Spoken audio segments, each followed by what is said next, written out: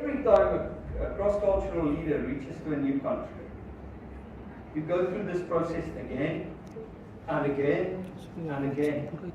You never become an expert at culture.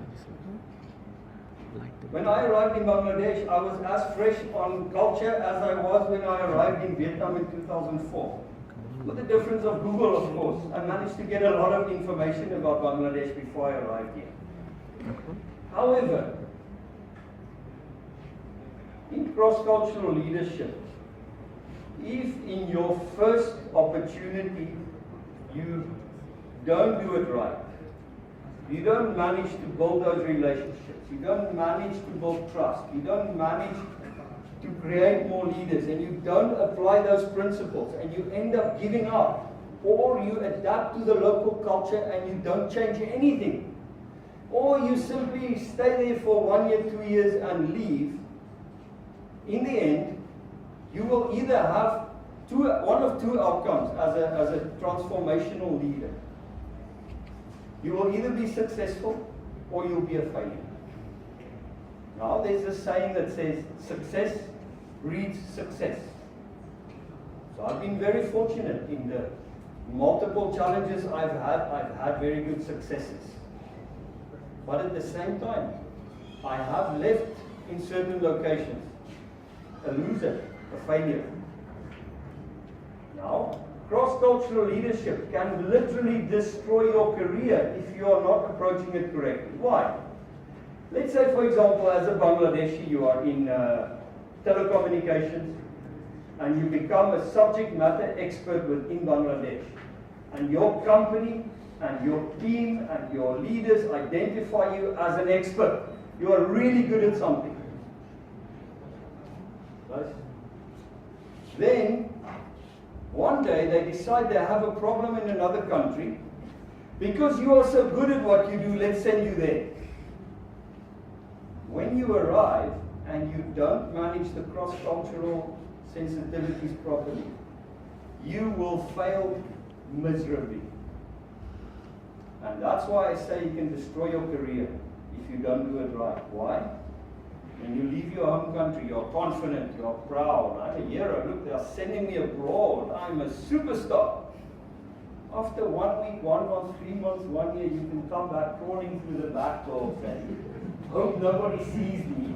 I'm bleeding. I got beaten out of me while I was there.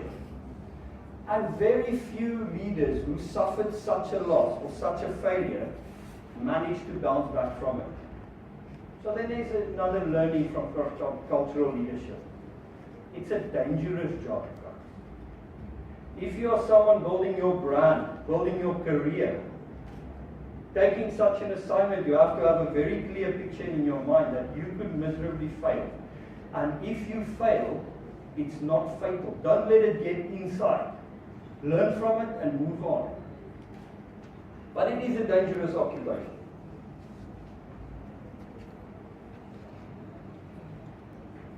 Now, looking at 23 countries, I can assure you that cultural sensitivity and soft skills or emotional intelligence is as important a skill for you to learn as the science of the subject you are learning. Whether you are learning the science of marketing, the science of sales, or the science of finance or biology, geography, geology, doesn't matter.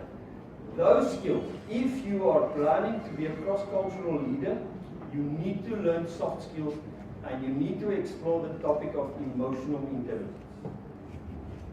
It is a skill you must learn, otherwise you will burn yourself in the process.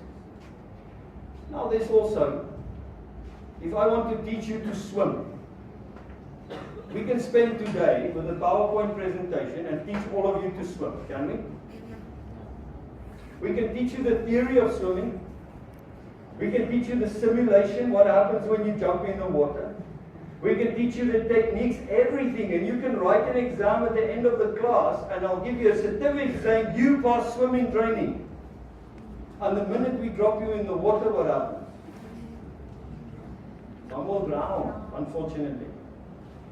So when I say learning emotional intelligence, and cross-cultural skills. It's not just about book smart. It's not just Google copy and paste, right? You have to get out there. You have to explore.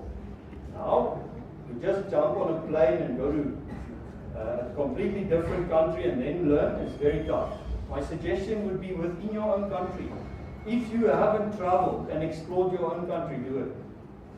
You will find that moving from one location to another location, you actually find a different culture or some cultural variations that you didn't have.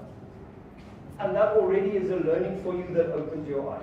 So travel, explore, get to know the world. You're young. You have your whole life ahead of you. Don't be scared of exploring. Okay?